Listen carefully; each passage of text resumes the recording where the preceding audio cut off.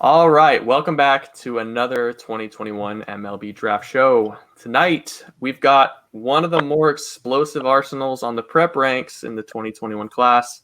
We got Jackson Jobe with us. Jackson, welcome to the show. Thank you. Yeah, thank you guys for having me. Welcome, man. But just kind of want to talk about your summer in general because I know with PG National you showed up your shortstop coming in, and now you're a top prep arm coming out of it. I just wanted to talk to you about that experience and how it's been transitioning from position player to be the top one of the top arms in the nation. Yeah, no, I mean it's been good. I mean, I kind of went in there not really knowing what to expect. I think I was ranked like 350 or something. So I just went in there, wanted to have a good outing, wanted to play well overall, and didn't really put too much pressure on myself or try to necessarily do too much. So I'm pretty happy with how it turned out. Kind of just did what I could and just went out there and played. So yeah, and then after that, everything kind of took off from there. It seemed like people like seeing me on the mound. So yeah, summer kind of just went on and kept pitching and got to do some pretty cool things. So yeah, it was really good summer, a lot of fun. So, for those that don't know, a little quick introduction to Jackson. Reasonably lower ranked shortstop going into PG National and then takes the mound. This kid that was just playing shortstop is throwing fives and sixes, spins a couple of 31, 3200 RPM sliders that just buckle the knees of everyone that came to the plate, including, I want to say, did you get Brady on one of those sliders at that event? No. No, I faced Brady at the All American game. Um, Yeah. but are you talking about PG National? Yeah, who was the last batter you struck out there? Oh, I don't remember. I remember I faced Carter Jensen because I was talking to him a bunch when I saw him, but I It can't could remember. have been anyone. Yeah. Yeah, no, it could have been anyone. So, fastball slider, a pretty good changeup that I don't think probably gets quite as much attention as it should. But I wanted to ask, with such explosive stuff, man, when did you legitimately learn at PG National that, hey, actually I'm an arm, or did you have an idea going into the event? I mean, yeah, like I knew that like I've always had a pretty good arm just kind of naturally, but like over the off season and like through quarantine, like I put on a bunch of weight and like in my bullpens I was like 90, 91, like I think I hit like 92 in in like our first game in the spring.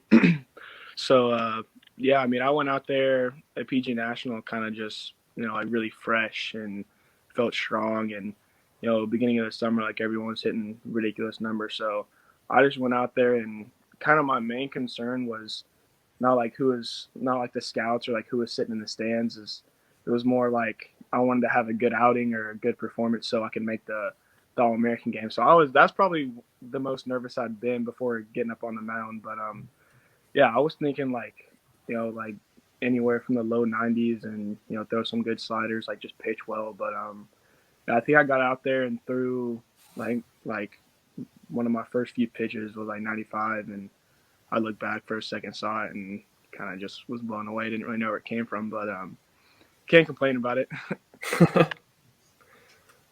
Yeah, you can't complain about it at all. Plus with the slider too, because I know on that board there at National they had the spin rates next to the velocity up there too. Yeah, And when I first saw, 3,100, 3,200, I think at one point, I was just looking back in awe because I didn't expect that at all, personally. And like I said, it just buckled my knees over behind home plate. I'm just watching it through the camera, and it was insane to watch. So, how has the development with that pitch gone along? Have you done a bunch of work with it through the past, year or so, especially through quarantine when you added the weight? yeah. So when I first started throwing it, it was I was playing a bunch of football, so my dad taught me how to throw like an off speed when I was like 13 or 14, and told me just to throw like a football. So kind of started from there and through that for a while, and then my sophomore year I got with my pitching coach that I'm with now, and we just kind of worked on throwing throwing it like I do a fastball. So I was just constantly just trying to work on throwing it as hard as I could, and after a while, I just kind of got a lot more comfortable with it, and I was able to just throw it, like as hard as I could, and be able to control it. So I think that's kind of when everything happened probably. But the first time I saw my spin rate was like right before my junior year in Atlanta that summer, and I had no idea what it was or what it meant. And yeah, after that, yeah, I kind of figured out that I had something that most people don't. So it's pretty cool. So you had mentioned that before PG National, you're ranked 350, 360. A lot of people still consider you a shortstop at that point. We fast forward here 3 or 4 months, and all of a sudden your name is just glued all over mock drafts, first round. Really putting yourself in kind of a new era. What's it been like going from, I just want to have a good outing, like I want to maybe make the All American game, to I might have some decisions coming up here in 6 or 7 months.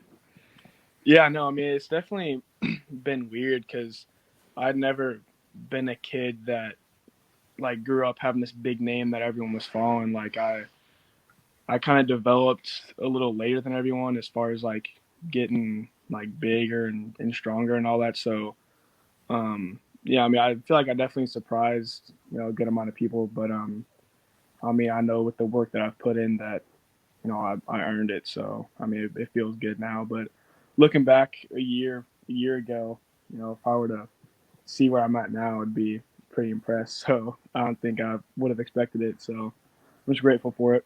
We'll see what happens. For sure. Awesome.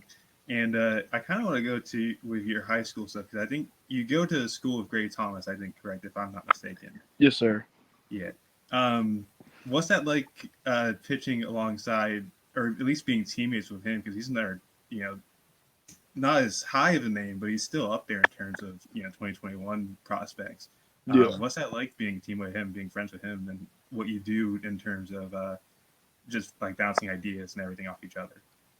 Yeah, I mean, I think we're both like two completely different bodies, if that makes sense. Like two different types of pitchers. Like he's like real big, like tall and lanky guy, and I'm like not that, I guess. So, I mean, it's definitely interesting seeing how we both like prepare and how different we do stuff. But I mean, me and Gray are really good friends, and we're always just kind of competing against each other. So I mean, it's good to have someone like that on my team that I can kind of not like compete against, but like compete with, I guess, if that makes sense, and kind of make each other better as we go. So yeah, I mean, it's been tons of fun playing with him. We always have a good time when we get out there. Well, let's talk about what's next. So for the viewers at home, for your future fan base potentially, why don't you tell them what sort of pitcher they're getting, what sort of kid they're getting in Jackson Jobe? Um, I think the main thing is like an athlete and like a competitor, because like for me, like growing up, like I played every sport and kind of did everything, and for me, like baseball was not just pitching, like it was playing the infield, like hitting, playing the outfield, pitching, and doing everything. So I think like the way I carry myself, or at least on the mound, is just like a competitor. Like I want to win. Like I could care less what the stats are or the velo, any of that spin rate. Like I just want to go out there and beat the hitter. So I feel like that kind of simplifies things for me, and kind of helps me not like overcomplicate things. So that's kind of something that I've developed over time. But yeah, I mean, just a guy that wants to go out there and win. So Can argue with that. Yeah. And I know I've talked to a couple of pitchers where just like they're kind of focused on one thing, where it's like they're trying to throw harder or they're trying to like craft themselves as a pitcher. What's your mindset going towards pitching right now? Is it you're trying to create yourself more as a pitcher, or are you just trying to do what you can or try and add velocity? yeah, I mean, right now I'm not going like 100% PO. Like I'm still working on my hitting and fielding and things like that. But I'm definitely starting to work more on the pitching side, just because like you hear what everyone says, and obviously like I'm getting looked at as a pitcher for this year. So yeah, I mean I'm not making any huge adjustments, just working on my changeup and kind of just trying to develop as a whole, like my mechanics and everything, and things like that. But yeah, I mean the main thing is just my changeup and trying to get as comfortable with that as I am with my fastball and slider. So kind of going with that right now, but obviously like I'll see what happens after this year, and then if I'm going pitching full time, then I'll spend all my time there. So Yeah, like I said at the beginning of the interview, the few changeups that you ripped at PG National really impressed me. Still, obviously finding the command for it, but yeah, it's a good looking shape. I wanted to kind of wrap up with, if you don't go pro, and there's obviously a chance that happens. You decided on Ole Miss about a year ago. Tell us a little bit about that commitment. What drew you to? I think it's Oxford. yes, sir. How you end up out there? Yeah, so I like limited down to my 3 schools and took visits there, and Ole Miss was the last of my visits out of the 3. And everyone says that like when you get there, like you kind of just know, like it feels like home. And for me, that's kind of the feeling I got like right when I stepped on campus. Like it just felt like I could see myself living there. And then I met with the coaches, and I feel like they fit my personality and being able to play in the SEC. Like it just seemed like everything lined up with them, and there wasn't any cons to going out there. Like I kind of wanted to go get away from home and do my own thing. So I mean, I'm super happy with my decision and have no idea, where else I'd be going. So I like it. Well, that's all the baseball questions I have for you, Jack. Tyler, do you have any more baseball? Nope, I'm all out of baseball questions right now. All right, man. Well, Jackson, we got to keep you on your toes. The last question of these interviews always kind of puts you on the spot. I wanted to ask, you've played with a lot of other preps this summer. You've gotten to know a lot of guys, obviously risen up draft boards, but if there's one guy from the 2021 class on the prep side that has the worst taste in music, who are you going to throw under the bus?